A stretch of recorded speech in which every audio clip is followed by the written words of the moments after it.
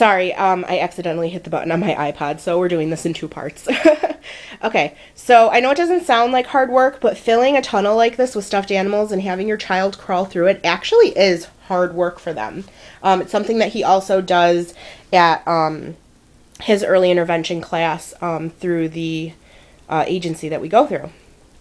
Another example would be this over here. I'm sure all of you that have early intervention have seen balls that look like this, okay?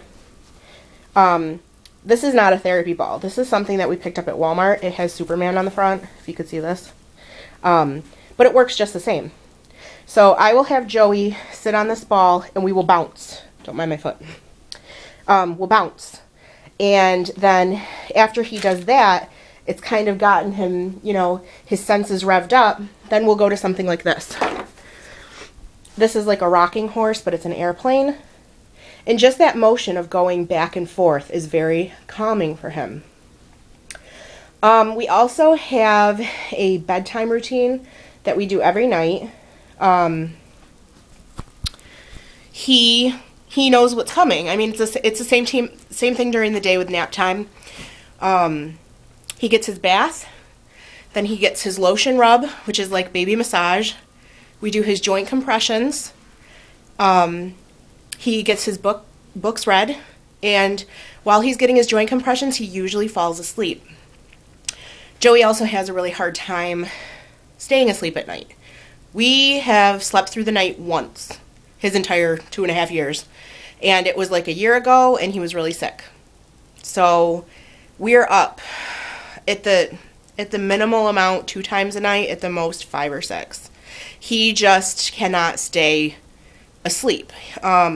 He does use a weighted blanket, which did seem to help in the beginning, but you'll notice that these kids fluctuate and it goes back and forth, and what works one day works great and works fine, and the next day it might not.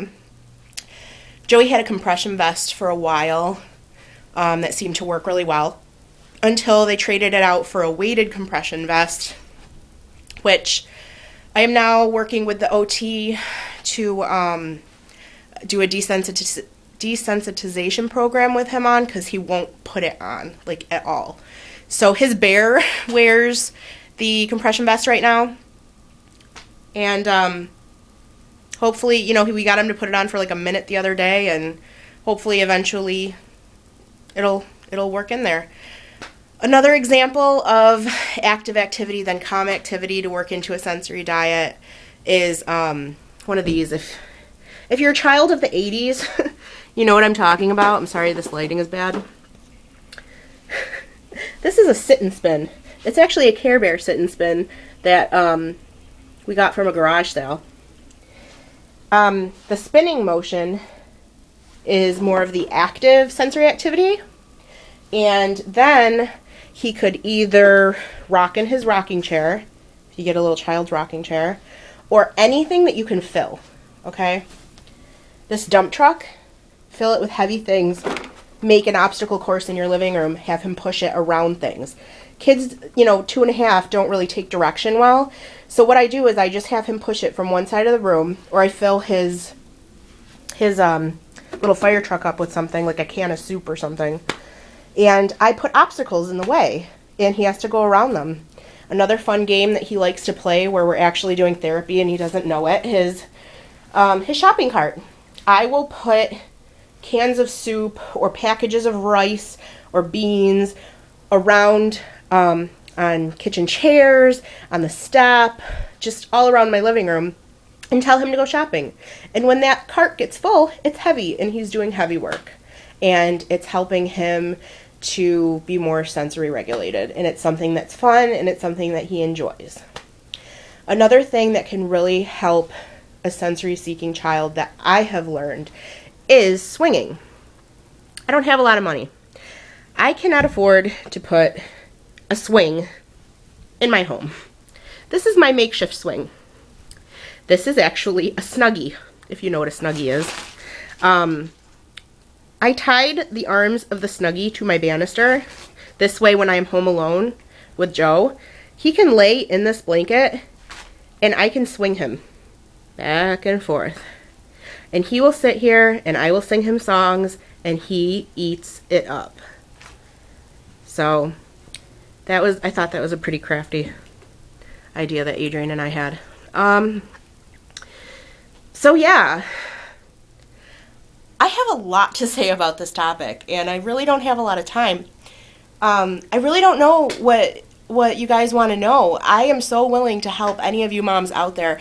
I think I was in a really bad spot about 6 months ago until I didn't, until I finally embraced that my child has these needs and it's up to me to make his day happy and educational and enjoyable, because without the sensory regulation, my child was not happy.